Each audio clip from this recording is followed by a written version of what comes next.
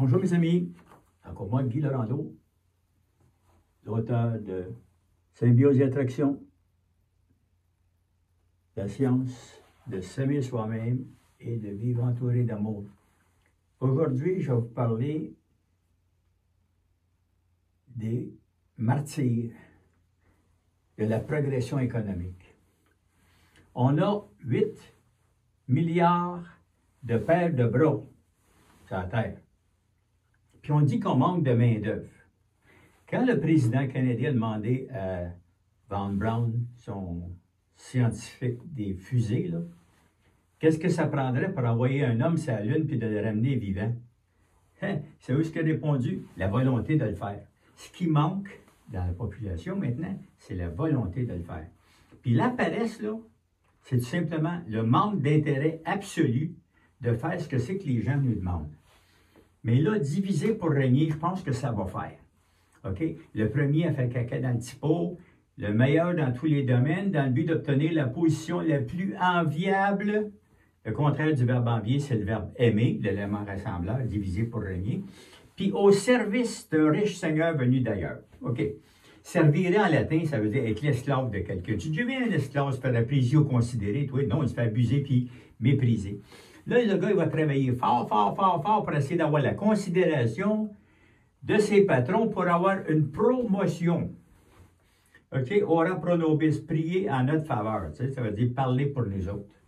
OK? Pourquoi est-ce que les gens parlent les uns contre les autres? Pourquoi? Parce que l'esprit de compétition. Puis le contraire de compétition, c'est entente. Voyez-vous ce qu'on emmène là maintenant? Fait que là, ici, là, essayer de travailler fort, puis l'attachement, là, c'est la loi de la fusion des éléments. C'est proportionnel à la quantité de ton potentiel de survie, ton temps, tes efforts, tes énergies, les sacrifices que tu as faits. Dans cette relation-là, c'est ça qui t'y attache, parce qu'une partie de toi-même, dedans, puis tu en ressens une douloureuse sensation d'amputation de la partie de toi-même que tu te fais mettre, quand tu finis par être rejeté. Tu dis, ah, t'es trop vieux, t'es plus bon à rien, whatever, regarde, on t'a usé à cette heure-là, va-t'en, là. OK? Sans aucune reconnaissance, sans aucune considération. Vous trouvez que ça a de l'allure, ça? Puis vous demandez comment ça se fait qu'il n'y a pas de volonté de vouloir faire ce que les gens nous demandent. Tu sais, quand on dit que tu veux toujours en faire plus pour moins cher, bien écoute, à un moment donné, là, tu ne peux pas être médecin ou physicien nucléaire, puis de vivre dans une tente en dessous du pont Jacques-Cartier parce que tu n'es pas capable de payer ton loyer avec le peu qu'ils te donnent pour trop d'énergie puis trop de travail. Puis là, je vais te dire une chose. Si tu fais un travail que tu n'aimes pas, tu n'es pas en train de vivre. Tu es en train de souffrir. Fait que tout le monde devrait faire ce qu'il aime. Sinon, on vit l'enfer. L'esprit de compétition, là, Superman, Spider-Man, puis tout ça, arrêtez de compter ça à vos enfants parce que ça les dirige vers la non-existence.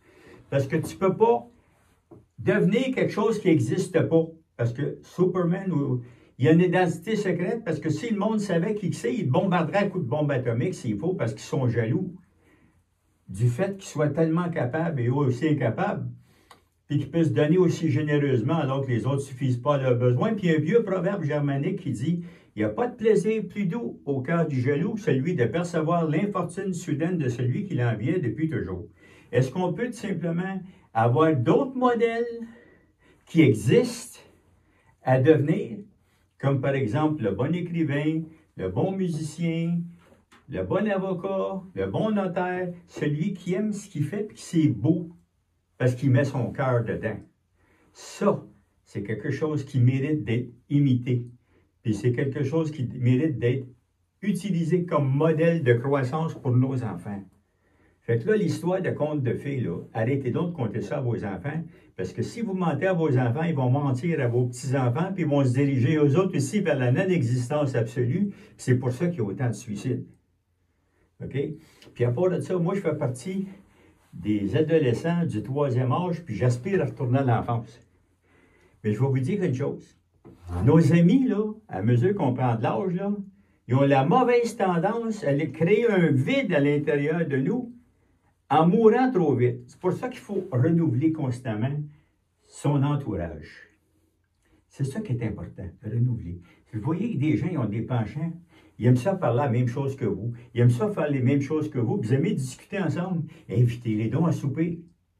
Renouvelez votre entourage. Vous possédez personne.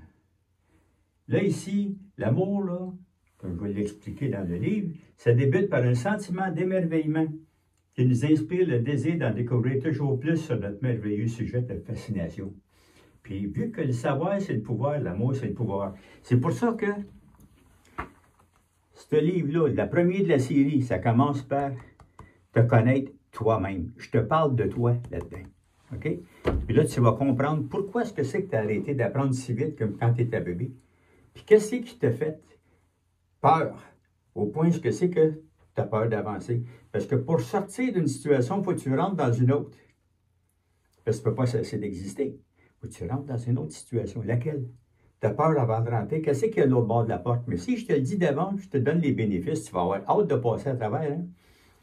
C'est ça. Pour ça, je vous invite à vous procurer le premier de la série chez Amazon. Symbiose et attraction par Guy Lorando. La science de s'aimer soi-même et vivre entouré d'amour. Je vous aime tous tels que vous êtes. C'est pour ça que j'ai écrit ça. Bonne journée.